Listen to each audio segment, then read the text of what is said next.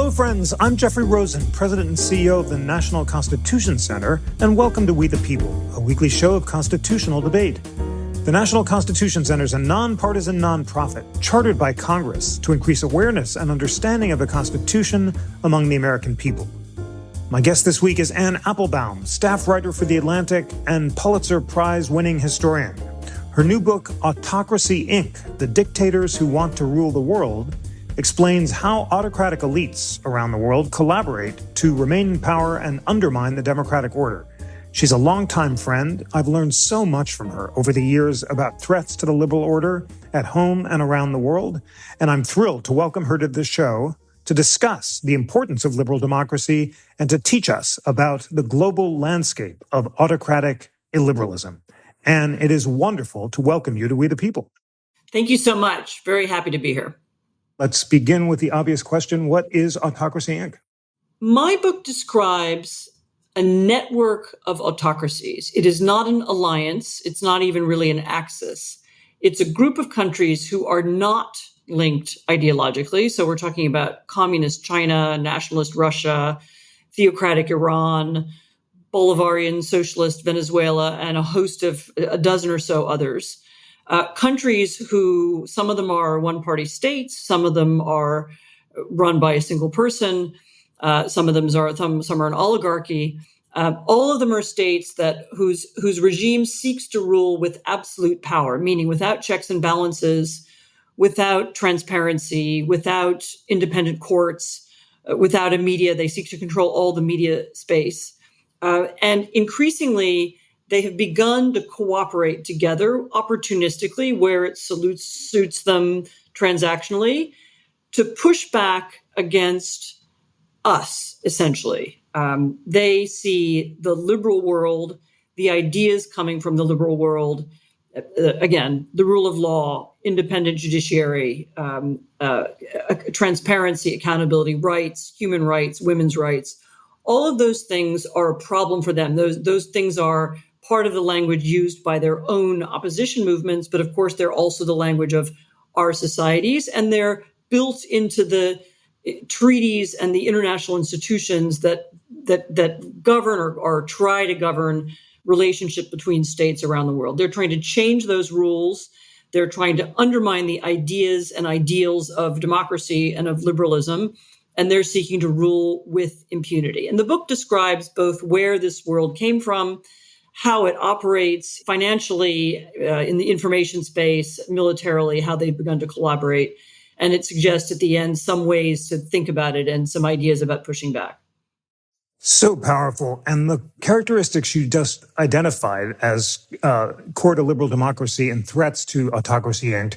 are really significant. The rule of law, transparency, accountability, human rights, women's rights. You also said checks and balances, independent media, independent courts, and separation of powers. Are Autocracy, Inc. United in rejecting those values? And what can that say about the importance of maintaining those values around the globe today? Again, these are ideologically different countries. Some of them pay lip service to democratic ideas. Some of them have elections. The Iranians have elections. The Russians have elections. Of course, the elections are manipulated, and the outcome is often known in advance. Sometimes there's an element of chance, but not pure chance. But broadly speaking, yes. I mean, these are the ideas that are a problem for them. And so, Vladimir Putin doesn't want an anti-corruption movement to examine where his money is from, where it is, what he paid for this spectacularly vulgar palace that he's built on the Black Sea, or what other people paid for it, more likely. Xi Jinping is a billionaire, but we don't know how. We don't know where his money comes from, and he's also not interested in enabling any kind of independent investigatory journalism or even ombudsman inside the state system to be able to examine him or question him. So all of them have reasons why those values are a problem for them personally and for their ability to stay in power.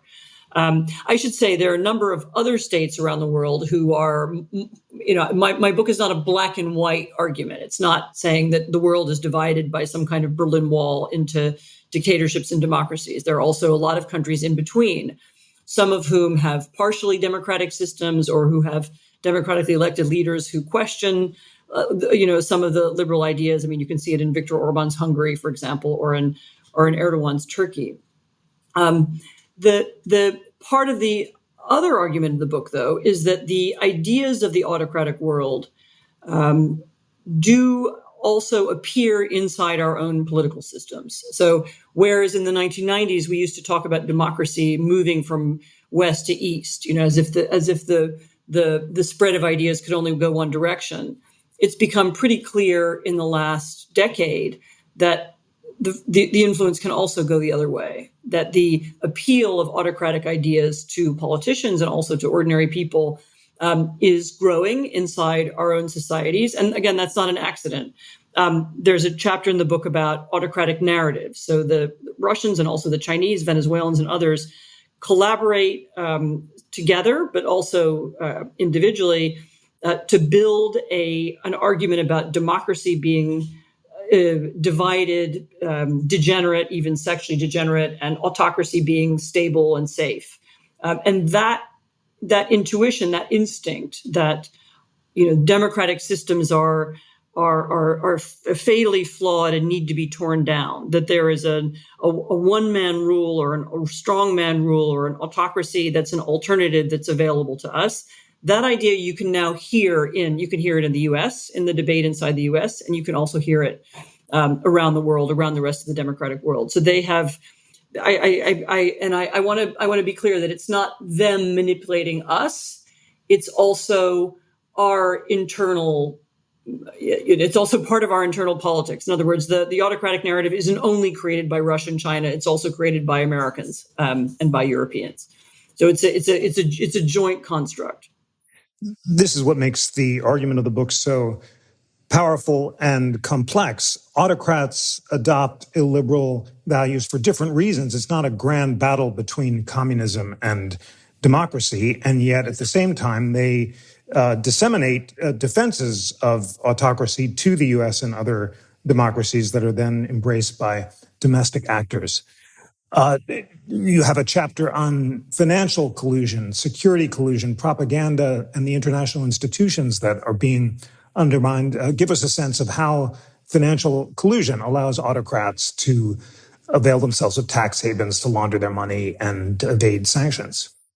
So, you can look at the rise of Putin as, again, a kind of joint Russian-Western project. To make a long story short, I tell in a little bit more detail in the book. Essentially, one of the reasons why Putin came to power is that in the early 1990s, he was involved in a scheme to steal money from the city of St. Petersburg. He was the deputy mayor of St. Petersburg. To steal money from St. Petersburg, to launder it through Western institutions using Western partners, German, Luxembourg, others. And then to bring the money back into Russia, where eventually he enriched himself and a whole group of colleagues, some of whom are still among the richest people in Russia. And this wouldn't have been possible if there wasn't a part of the European American financial world that was not willing to help him. And, if you look back over the history of the rise of the Russian oligarchy and their use of exploitation of really shell companies and laws that allowed the anonymous purchases of property, for example, in London or in New York or Miami or the south of France, their use of the offshore world. All those things were enabled by us because we set up those systems. We set up the system of offshore finance. 20 years ago, it was a pretty marginal thing. It's now very, very large. Something like 10% of the world's GDP may be hidden offshore in offshore bank accounts where they can't be reached either by the world's police or by tax authority. So that's money that's either hiding from tax, or it's stolen, or it's organized crime, or it's drug money. And yet these offshore entities function legally. They're connected to normal banks. Ordinary businessmen also use them.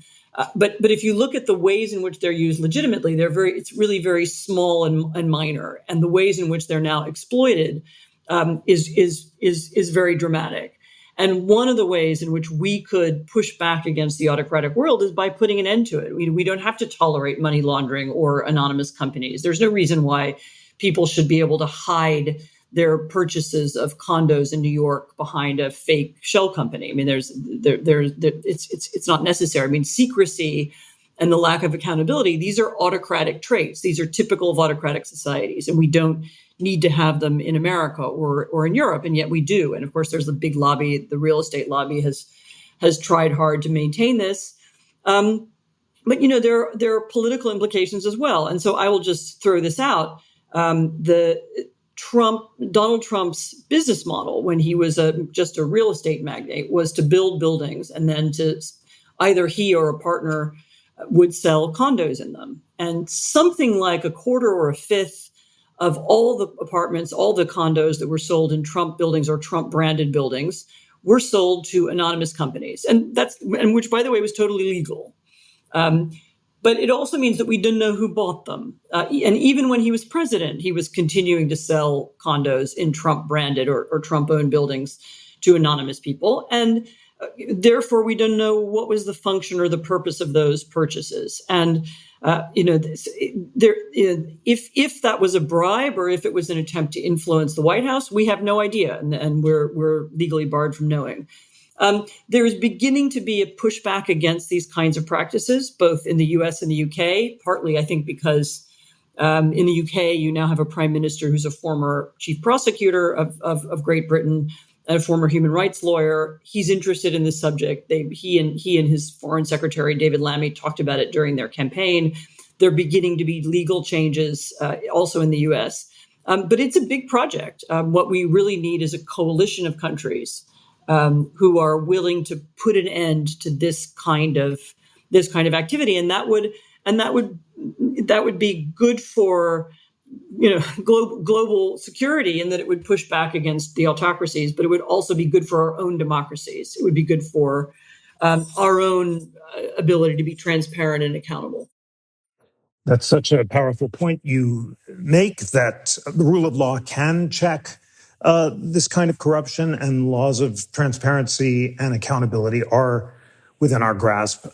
You mentioned Donald Trump, and you have a new podcast that you're doing about autocracy in America. You have episodes on start with a lie, capture the courts, consolidate power, join the kleptocracy. A big topic, but let's begin where you just laid off. Is President Trump's being drawn to autocracy a reflection of his own financial interest, and is he behaving like a typical kleptocrat or not? The podcast is something I put together with my colleague, Peter Pomerantsev, and this is about not autocracy as some distant thing that might happen in America. It's about the traits of autocratic rule and autocratic behavior that are already here. And so actually there is an episode, exactly, it's on kleptocracy. It's on what I was just discussing, on the ways in which dark money and anonymous companies and anonymous property purchases, how that shapes our politics and shapes even our political conversations. And we talk to people who have views about it. And because I did it with Peter, who spent a long time living in Russia at the time during the rise of Putin. I myself lived in Poland in a period when there was an autocratic ruling party that was trying to change the rules of the system and ultimately failed. They were voted out in an election in October. But that's where our perspective on this comes from. So it's a little bit different from the usual way in which people talk about these things, because we're referring to how America looks compared to other countries. But when you look at Trump specifically, what's interesting to me about him is how his primary concern at all times is himself and his own finances and his own power. American national interest isn't his primary concern. And the way in which he deals opportunistically and transactionally with other political leaders. So he doesn't feel tied to Europeans by values. He doesn't feel tied to Ukraine by a sense of values. He doesn't, a country attacked by another. He doesn't. The idea that there is some value in preserving the idea